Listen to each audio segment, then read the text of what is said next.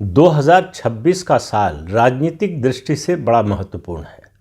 साल की शुरुआत ही होने जा रही है विपक्षी दलों की अग्नि परीक्षा की चुनौती के साथ।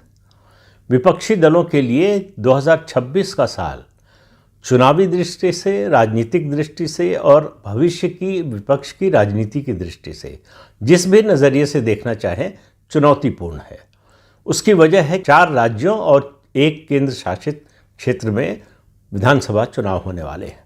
4 राज्य हैं तमिलनाडु, केरल, पश्चिम बंगाल, असम और उसके अलावा पुदुचेरी केंद्र शासित क्षेत्र है।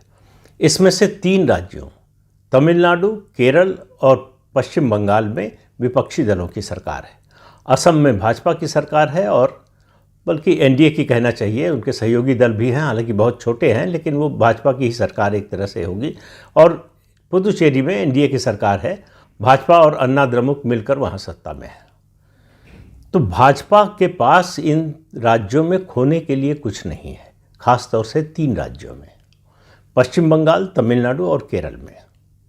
लेकिन विपक्ष के लिए सब कुछ दांव पर लगा हुआ है।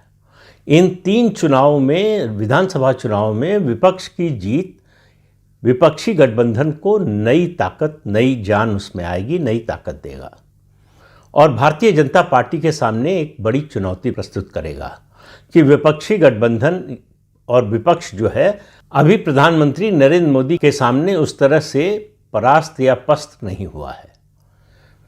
एक एक करके बात करते हैं राज्यों की। तमिलनाडु द्रमुक की सरकार है, एमके स्टालिन वहाँ के मुख्यमंत्री हैं और अगर वो जीत जाते हैं, तमिलनाडु में द्रमुक की जीत होती है, तो एमके स्टालिन की स्थिति वो हो सकती है, बाकी राज्यों के चुनाव नतीजे पर निर्भर करेगा, वो हो सकती है जो एक समय करुणानिधि की और एनटीआर की राष्ट्रीय राजनीति में थी। स्टालिन का राष्ट्रीय राजनीति में हस्तक्षेप बढ़ जाएगा। और दूसरा राज्य है पश्चिम बंगाल, जहां ममता बनर्जी की तृणमूल कांग्रेस की सरकार है। हालांकि हैं तो इंडी गठबंधन में, लेकिन वो किसी सीपीएम से या कांग्रेस से गठबंधन करके चुनाव में नहीं उतरने जा रही हैं। तृणमूल कांग्रेस की जीत भारतीय जनता पार्टी के लिए तो एक झटका, एक धक्का होगी ही, और बड़ा धक्का होगा ये।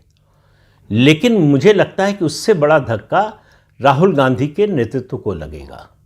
ममता बनर्जी सीधे चुनौती देंगी विपक्ष में राहुल गांधी के नेतृत्व को।